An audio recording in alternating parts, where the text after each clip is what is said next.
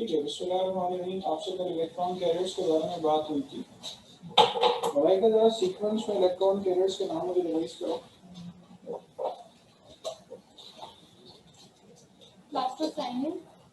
प्लास्टोसाइरिन पहले कहाँ से आ गया भाई? फिर सीक्वेंस से आता है। मुझे कोई फायदा नहीं है फिर, अगर कहाँ गई, कहाँ बैठेंगी?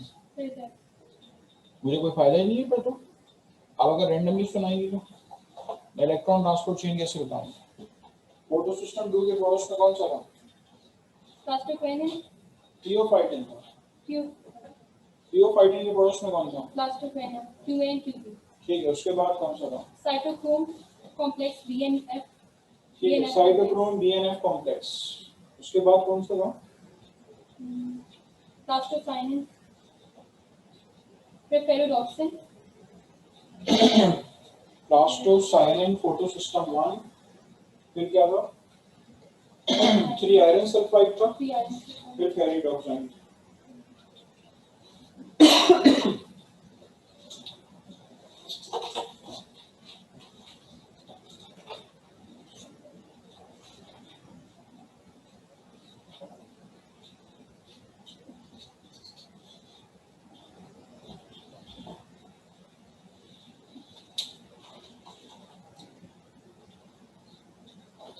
Photo system 2, photosystem 1।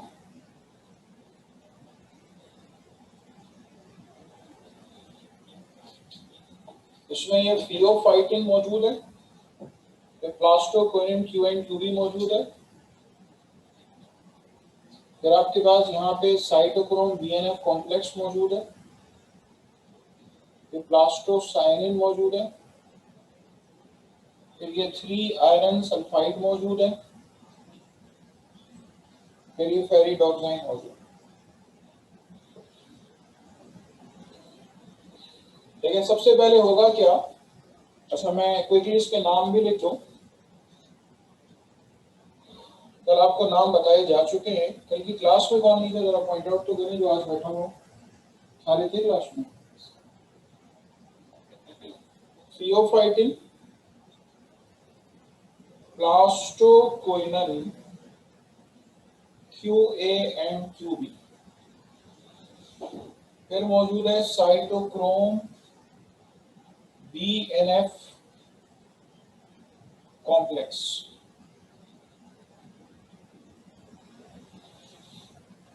प्लास्टोसाइन,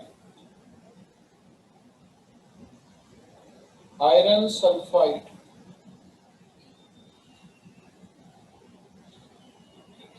फेरिडोक्साइन।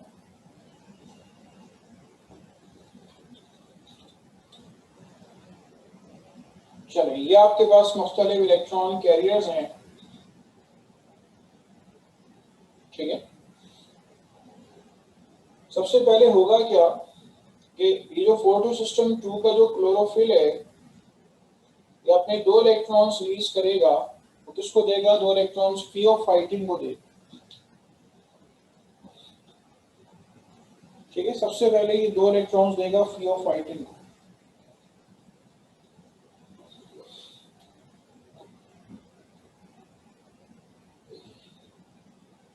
थियोफाइटिन ये 2 इलेक्ट्रॉन्स देगा प्लास्टोक्वेनिन क्यूएन क्यूबी को। फिर ये देगा साइटोक्रोम बीएनएफ कॉम्प्लेक्स को। फिर ये देगा प्लास्टोसाइनिन को। पीछे से आने वाली लाइट और पीछे से आने वाले इलेक्ट्रॉन्स जो है वो इलेक्ट्रॉन्स को आगे पुश करेंगे। फिर आयरन सल्फाइड से होती हुई फाइनली आपके पास इलेक्ट्रॉन्स इसके पास पहुंच जाएंगे। इलेक्ट्रॉन्स पहुंच जाएंगे फेरिडोक्साइन के पास।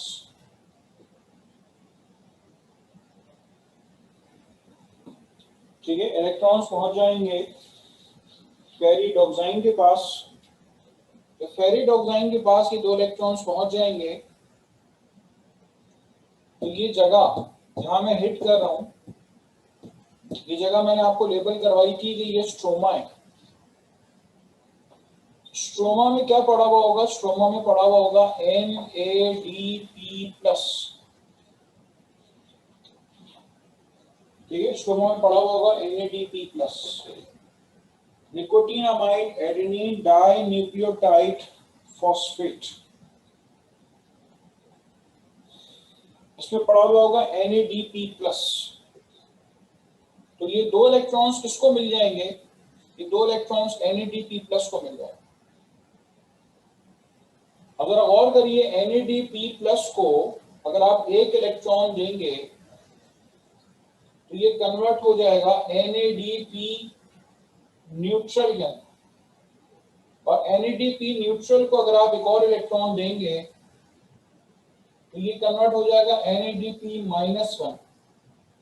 जब ये -1 होगा तो ये हाइड्रोजन आयन के साथ कंबाइन होगा और क्या बना लेगा? NADPH बना लेगा।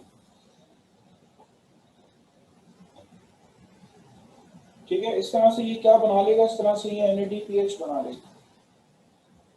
That's how the formation of NADPH occurs। इस तरह से आपके पास NADPH जो है उसकी फॉर्मेशन होती है।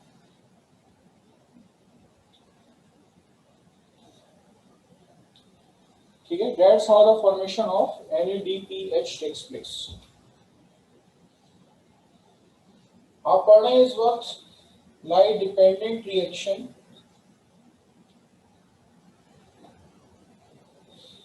ठीक है, आप पढ़ रहे हैं तो लाइट डिपेंडेंट रिएक्शन, इसके अंदर एक काम क्या होता है? इसके अंदर एक काम होता है NADPH फॉर्मेशन। ठीक है, उसके अंदर होता है दरअसल NADPH फॉर्मेशन। तो पहला काम तो ये हो। दूसरा काम क्या होता है? दूसरा काम होता है फोटोलाइसिस ऑफ वाटर। ठीक है, फोटोलाइसिस ऑफ वाटर। जब फोटो सिस्टम 2 के अंदर मौजूद क्लोरोफिल ने अपने 2 इलेक्ट्रॉन्स दिए,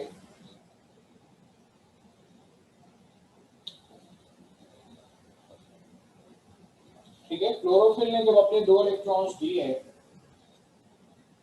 तो ये जो 2 इलेक्ट्रॉन्स हैं रिलीज करने के बाद अब अगली बार इलेक्ट्रॉन कहां से देंगे? होंगे नहीं इलेक्ट्रॉन्स। मुझे पहली बार इलेक्ट्रॉन दे दिए तो अब तो इलेक्ट्रॉन डेफिशिएंट हो गए। ठीक है, अब ये इलेक्ट्रॉन डेफिशिएंट हो गया। जब ये इलेक्ट्रॉन डेफिशिएंट हो गया तो नेक्स्ट टाइम जो है वो इलेक्ट्रॉन्स कौन देगा? ठीक है, नेक्स्ट टाइम जो है वो इलेक्ट्रॉन्स कौन देगा? नेक्स्ट टाइम के लिए होगा क्या? नेक्स्ट टाइम के लिए होगा ये कि यहां पे मौजूद है वाटर, ये वाटर टूटेगा H+ में और OH- के अंदर। H+ में कितने इलेक्ट्रॉन्स होते हैं? नहीं होते ही नहीं। गुड, शाबाश। OH-1 शो कर रहा है कि इलेक्ट्रॉन ज्यादा है। ये टूटेगा किसके अंदर? ये अगेन H+ में टूटेगा और हाफ ऑक्सीजन, यानी इसमें से ऑक्सीजन रिलीज हो जाएगी, प्लस 2 इलेक्ट्रॉन्स निकलेंगे, ये 2 इलेक्ट्रॉन्स को मिल जाएंगे। तो वाटर की जो ब्रेकडाउन हुई है, वाटर की इस ब्रेकडाउन को हम नाम देते हैं फोटोलाइसिस ऑफ वाटर। ठीक है, वाटर की जो ब्रेकडाउन हुई है वो दरअसल क्या कहलाएगी? वो कहलाएगी फोटोलाइसिस ऑफ वाटर।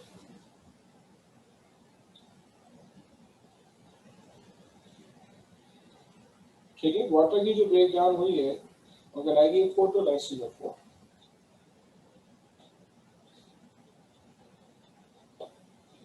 ओके, इस तरह से क्या हुआ? 2 इलेक्ट्रॉन्स मिल गए। लाइट डिपेंडेंट रिएक्शन के अंदर 3 काम होते हैं, 3 में से मैंने आपको 2 काम बता दिए। करें इतना नोट कर।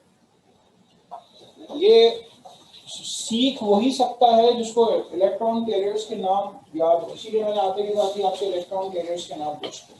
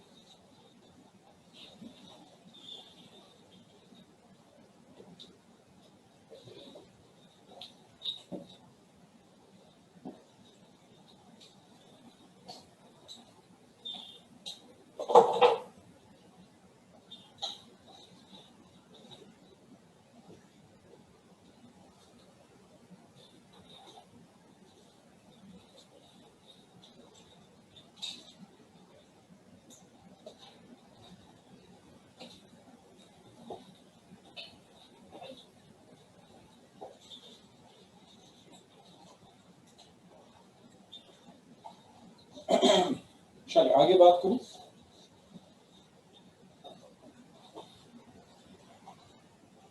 नोट कर लिया सबने? करें, नोट करें, लाजमी करें।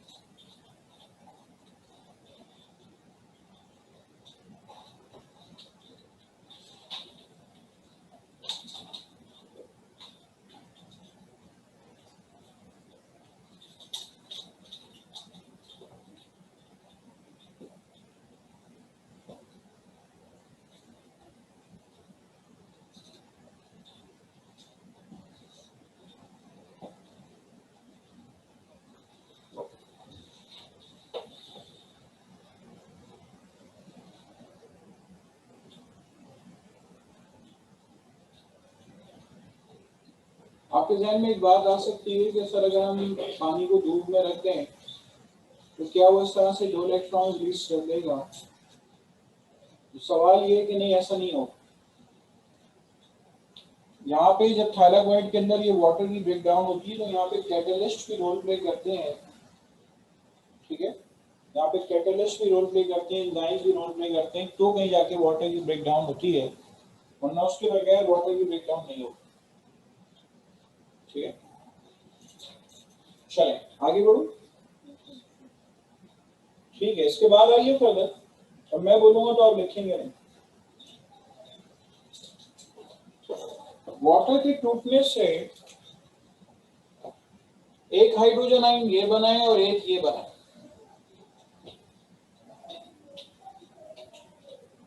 ये देखिए, आपने ये इलेक्ट्रॉन्स को फ्लो करते हुए देखा है। जब ये इलेक्ट्रॉन्स मूव कर रहे थे तो मैं एक बात आपको और बता दूं, इस जगह पे हाइड्रोजन आयन एक अंदर चला जाता।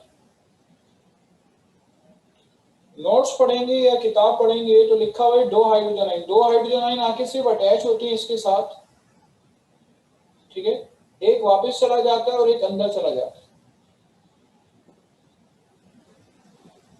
ठीक है। वरना समझ में आती थी वाली बात कि सर ये डायरेक्ट इलेक्ट्रॉन इसको दे देता, बीच में नहीं आने की क्या जरूरत थी।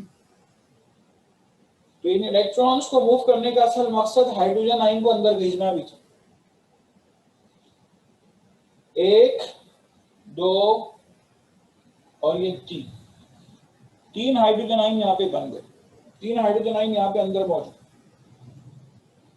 हाइड्रोजन आयन से कुछ याद आएगा आपको? H+ आयन से कुछ याद आता है? क्या याद आता है?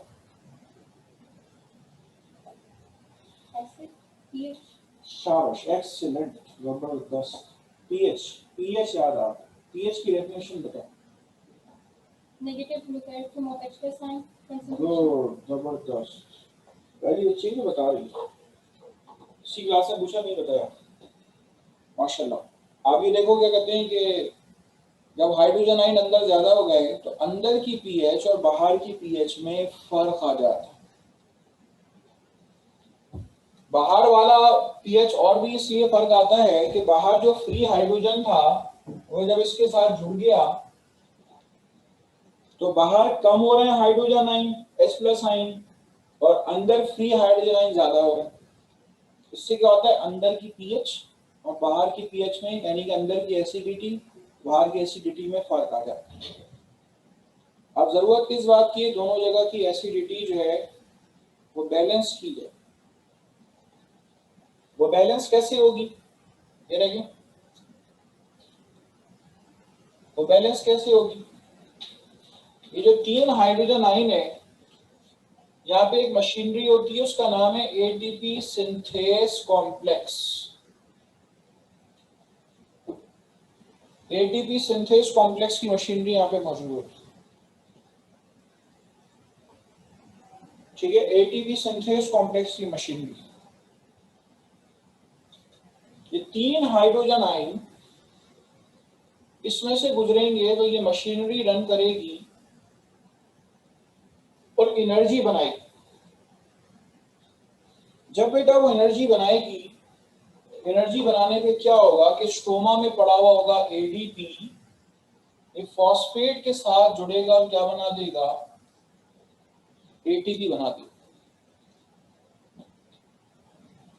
एडिनोसिन डाइफॉस्फेट जो है ये फॉस्फेट के साथ जुड़ेगा और क्या बना देगा, एडिनोसिन ट्राइफॉस्फेट, एटीपी बना देगा, एडिनोसिन ट्राइफॉस्फेट बना देगा। तो यहाँ तीसरा काम जो है वो क्या होता है, एटीपी फॉर्मेशन। और आपके जहन में ऐसा समझ नहीं आया कि 3 हाइड्रोजन आयन गुजरेंगे तो एनर्जी जनरेट होगी। आप जरा और करें कि डैम के जरिए डैम बना के पानी रोका जाता है और पानी को ऊपर से गिराया जाता है ताकि डायनामोस घूमे और बिजली बनाए। वही बात याद है, ताकि मैकेनिकल एनर्जी इलेक्ट्रिकल एनर्जी में कन्वर्ट हो, पता ही होगी बात।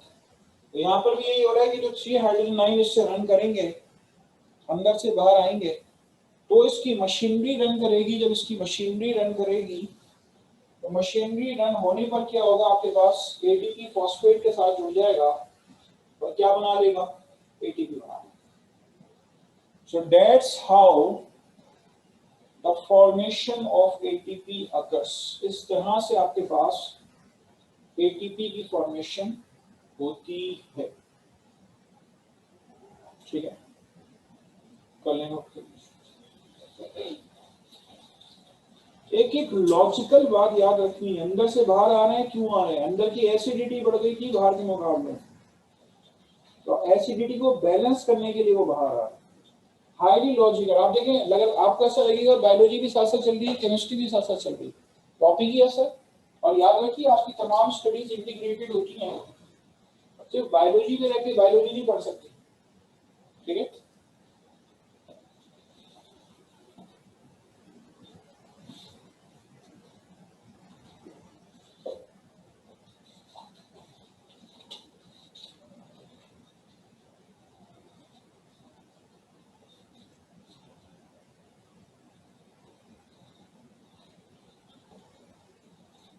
सर ये फॉस्फेट कहाँ से आया?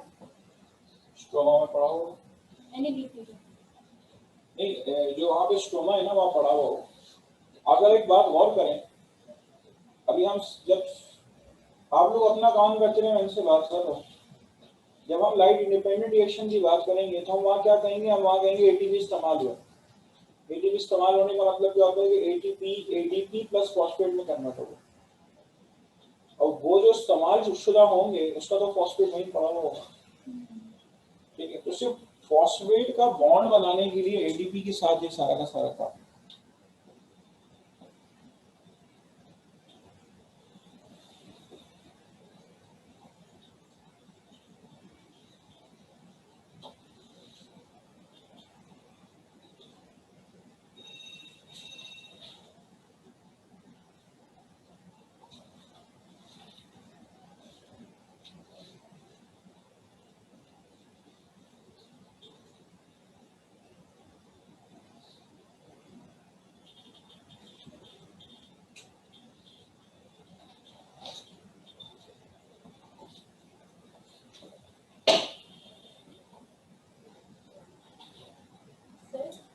आपने कहा था कि हाइड्रोजन आयन यहाँ से अंदर जाता है, तो सर वो आता कहाँ से? ये जो हाइड्रोजन आयन पड़े हैं आप स्ट्रोमा के अंदर, बहुत सारी चीज स्ट्रोमा के अंदर बहुत सारी चीजें पहले से पड़ी।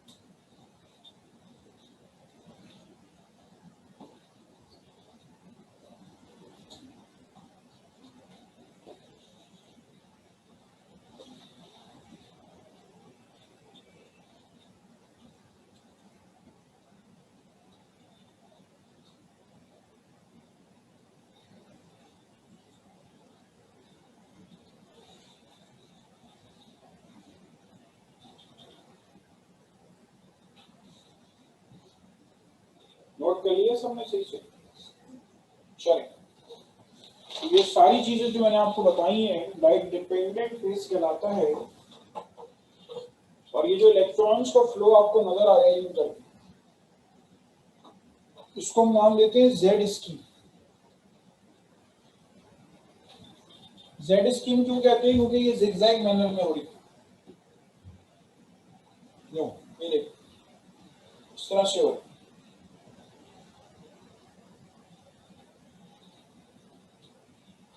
फोटो सिस्टम 1 की वेवलेंथ तकरीबन 700 nm होती है। फोटो सिस्टम की 2 की वेवलेंथ होती है 680 nm। वेवलेंथ कम होती है तो इसका मतलब उसको एनर्जी ज्यादा चाहिए। फिजिक्स में शायद आपने ये बात पढ़ी हो, एनर्जी और वेवलेंथ आपस में इनवर्सली रिलेटेड होती है। वेवलेंथ कम है तो एनर्जी ज्यादा है, यानी इसको कम वेवलेंथ वाली लाइट चाहिए, दूसरे लफ्जों में ज्यादा एनर्जी वाली लाइट चाहिए। ठीक है, दूसरे लफ्जों में इसको ज्यादा एनर्जी वाली लाइट चाहिए और इसको कम एनर्जी चाहिए। पीछे से इलेक्ट्रॉन जब आते हैं और जो आने वाली लाइट है वो फिर इलेक्ट्रॉन्स को आगे जो है वो प्रोसेस करते हैं।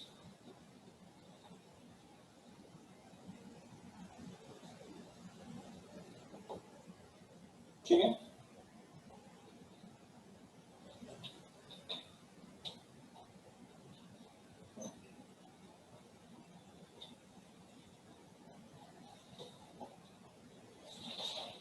चलिए, this is called Z scheme. ठीक है, ये क्या कहलाता है? ये कहलाता है जेड स्कीम। या हम इसको दूसरा नाम देते हैं, this is termed as Z scheme, या हम इसको नाम देते हैं नॉन साइक्लिक फॉस्फोराइलेशन। ठीक है, नॉन साइक्लिक फॉस्फोराइलेशन। फॉस्फोराइलेशन का लफ्जी मतलब होता है एडिशन ऑफ फॉस्फेट। ठीक है, फॉस्फोराइलेशन का लफ्जी मतलब होता है एडिशन ऑफ फॉस्फेट। ठीक है, अच्छा अब एक बात और से सुनिएगा, अभी लाइट डिपेंडेंट फेज ही चल रहा है। बाज़ वक़्त पौधों के अंदर क्या होता है कि लाइट डिपेंडेंट और लाइट इंडिपेंडेंट दोनों सेम स्पीड से रन नहीं कर रहे होते, यानी कि लाइट इंडिपेंडेंट जो है वो स्लो है और लाइट डिपेंडेंट बहुत तेजी से जा रहा होता है। उसकी वजह से क्या होता है, पौधे के अंदर NADPH की कंसंट्रेशन बढ़ जाती है। ठीक है, पौधे के अंदर NADPH जो है उसकी कंसंट्रेशन जो है वो बढ़ जाती है। तो इससे क्या होता है कि जब NADPH की कंसंट्रेशन बढ़ जाती है तो जेड स्कीम यानी कि नॉन साइक्लिक फॉस्फोराइलेशन रोक दिया जाता है। फिर अब शुरू होगा साइक्लिक फॉस्फोराइलेशन। ठीक है, उसके फौरन बाद आपने क्या पढ़ना है? आपने साइक्लिक फॉस्फोराइलेशन पढ़ना। मैंने आते के साथ ही देखें पूछा क्या कि इलेक्ट्रॉन कैरियर्स किसको याद है? आप सबसे कह रहा हूं मैं अभी साइक्लिक बता के जाता आपको, लेकिन आप लोगों को कैरियर्स के नाम ही नहीं याद है, तो फायदा क्या होगा कि कहते हैं कि साइक्लिक बता दिया। नेक्स्ट क्लास में सबको याद, उसके नोट्स मिलेंगे आप लोगों को, मिल गए? ठीक है, तो आपने जो है वो पढ़ के आना है, इसको याद करके आना है, तो ही बात आगे समझ में आएगी, वरना पल्ले कुछ नहीं पड़ेगा।